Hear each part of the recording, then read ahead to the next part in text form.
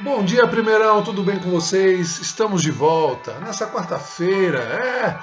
Vamos dar continuidade às atividades do módulo 3. Isso, do módulo 3 do caderno Mais Atividades, no capítulo 9, sobre o Estado absolutista e o mercantilismo.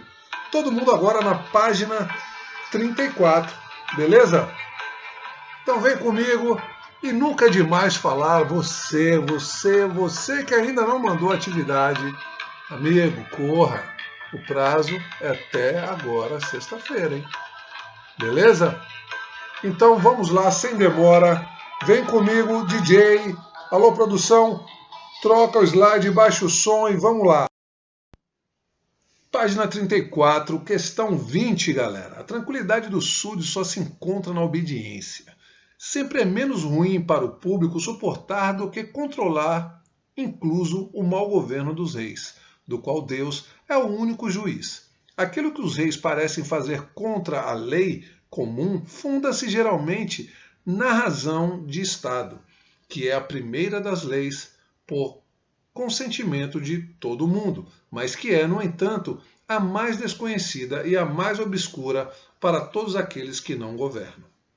As palavras de Luís XIV exemplificam um complexo e um longo processo sociopolítico, identificado com o que comumente chamamos de Idade Moderna, o que pode ser caracterizado, está aí na tela a letra B, pela centralização administrativa sobre o particularismo locais e pela crescente unificação territorial, sim, a crescente unificação territorial, ainda que os senhores de terra não perdessem inteiramente os seus privilégios.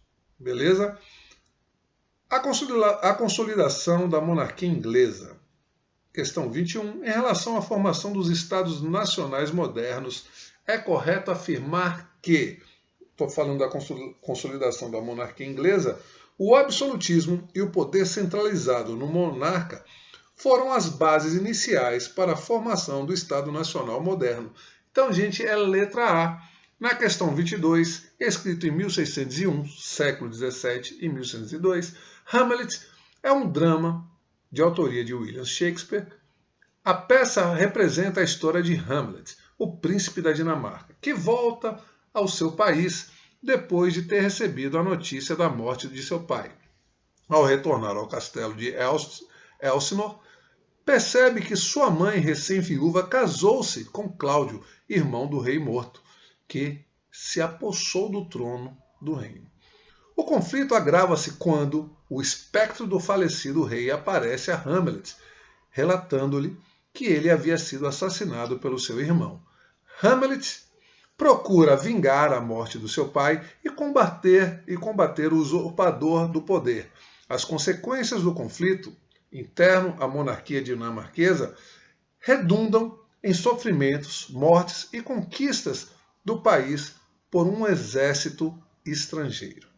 Situando-se a peça na história no período em que foi escrita e analisando-se o seu conteúdo político, pode-se sustentar que a preservação do poder legítimo do monarca é entendido como a condição necessária à manutenção da paz e autonomia do reino. Ou seja, ele queria vingar a morte do pai. Pois bem, agora vamos para a página 35. Alô, produção? 35 na tela. Vamos lá. Página 35, questão 23. Sobre o absolutismo monárquico, forma de poder político que se desenvolveu na Europa entre os séculos XVI e XVIII. Assinale a ou as alternativas corretas. Pois bem, a questão 1. A Revolução Francesa, iniciada em 1789, acabou com o absolutismo monárquico na França? Sim. Acabou sim, porque derrubou o rei. Então é verdade. A Inglaterra é, nos dias atuais, o único país da Europa Ocidental que ainda mantém a monarquia absolutista como forma de governo? Mentira, que não existe monarquia absolutista porque lá é parlamentarismo. Existe o rei, mas quem manda é o parlamento. Questão 4. A natureza da monarquia da época moderna e a origem do poder real foram embasadas teoricamente por pensadores como Nicolau Maquiavel, Jean Bodin e Jacques Rousseau. Verdade. O primeiro grande abalo no absolutismo na Inglaterra aconteceu com a Revolução Puritana em 1642, liderada por Oliver Cromwell. Verdade. 16. Com a fundação da Igreja Anglicana, Henrique VIII rompeu com a Igreja Católica Romana e instituiu o controle pela coroa da Igreja na Inglaterra.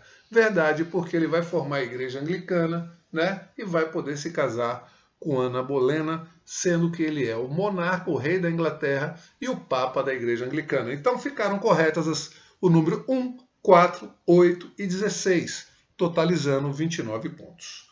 Questão 24.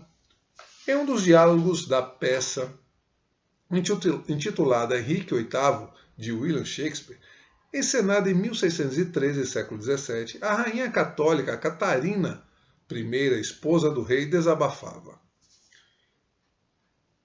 Mesmo aqui podemos falar, pois, em consciência, até hoje, nada fiz que não pudesse revelar francamente em qualquer parte. Provera ao céu que todas as mulheres pudessem declarar a mesma coisa com igual liberdade. Meus senhores, uma felicidade sempre tive.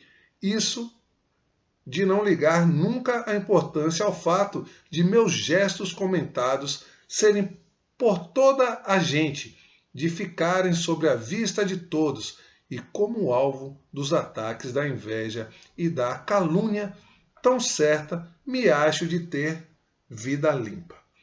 Se vindes para examinar a minha conduta como esposa, sede francos. Sempre a verdade ama a linguagem rude. O monarca Henrique VIII governou a Inglaterra entre 1509 e 1547, durante esse turbulento período. Então vamos lá. Qual seria a questão que retrata bem isso, né? Então, seja, uma nova religião se formou, marcada por uma estrutura sacerdotal ligada diretamente ao Estado inglês e aos interesses do rei. Estou falando da Igreja Anglicana. Beleza? A formação dos Estados Nacionais Ibéricos. Quando eu falo ibéricos, eu lembro de Portugal e Espanha. Os anos de 2014 apresenta eventos importantes para o Brasil, como as eleições para os cargos mais altos da hierarquia de poder político, envolvendo o poder executivo e legislativo.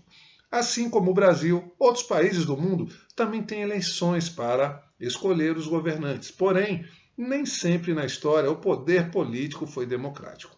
Por exemplo, na Europa, na época moderna, os reis eram absolutistas. Sobre o absolutismo é correto afirmar que possibilitou o surgimento e o fortalecimento das monarquias centralizadas em países como França, Inglaterra e Espanha.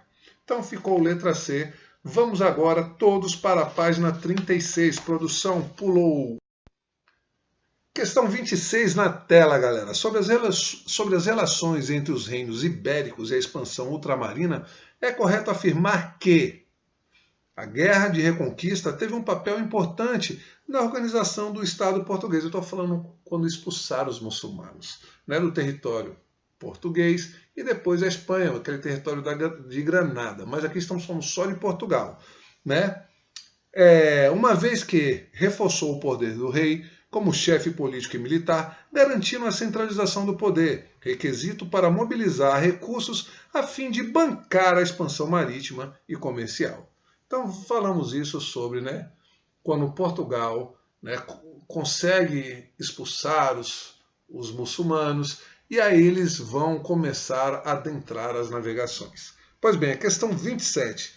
Considerando o processo de expansão da Europa moderna, a partir dos séculos XV e XVI, pode-se afirmar que Portugal e Espanha tiveram um papel predominante. Esse papel, entretanto, dependeu de uma larga medida de uma rede composta por interesses, marquei letra E, então vamos ler lá, políticos vinculados ao fortalecimento da centralização dos estados ibéricos, econômicos provenientes do avanço das atividades comerciais, religiosos, relacionados com a importância do papado na Península Ibérica. Então, os religiosos era, né, a importância do papado na Península Ibérica. Quando eu falo Península Ibérica, é Portugal e Espanha.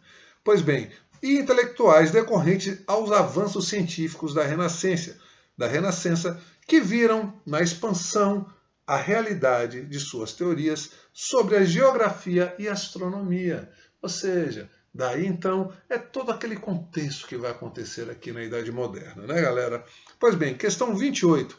Analise o texto a seguir. É necessário aumentar o dinheiro do comércio público, atraindo junto dos países de onde vem, conservando no interior do reino, impedindo-o de sair e dando aos homens. Então vamos pular para a página 37, que continua lá. Vamos lá.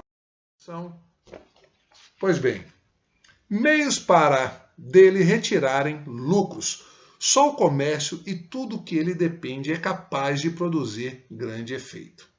Pois bem, o recurso comum, portanto, para aumentar nossa riqueza é o tesouro, é pelo comércio externo, na qual devemos observar essa regra, vender mais aos estrangeiros anualmente do que consumirmos os seus artigos. Então ele está falando aquela questão, né, da balança comercial favorável. Pois bem, mais exportação, menos importação. E o outro texto aqui. A única maneira de fazer com que muito ouro seja trazido de outros reinos para o tesouro real é conseguir que grande quantidade de nossos produtos seja levado anualmente além dos mares e menor quantidade de seus produtos seja para cá transportada. Então, aqui os três textos referem-se aos princípios econômicos que caracterizaram o liberalismo? Não. Está falando da burguesia? Não. Bulionismo? Não está falando de protecionismo. Cobertismo? Também. Né? Mercantilismo? Sim. Está falando do mercantilismo, as práticas mercantilistas. Analisem a imagem a seguir. Vocês estão vendo a imagem, estão vendo aqui o comércio, né? Então vejam só. Por quê? Vamos para as perguntas. Vamos lá. Por mercantilismo entende-se um conjunto de ideias, práticas econômicas desenvolvidas pelos Estados nacionais modernos entre o século XV e XVIII, que marcou a relação entre as metrópoles e as colônias. Diante do exposto, explique como a imagem representada remete. Melhor, explique como a imagem representada, essa imagem aqui em azul laranja, né? Ela apresentada remete. Letra A. O princípio do mercantilismo. Então vamos lá. Exportar manufatura e buscar matéria-prima. Não é isso?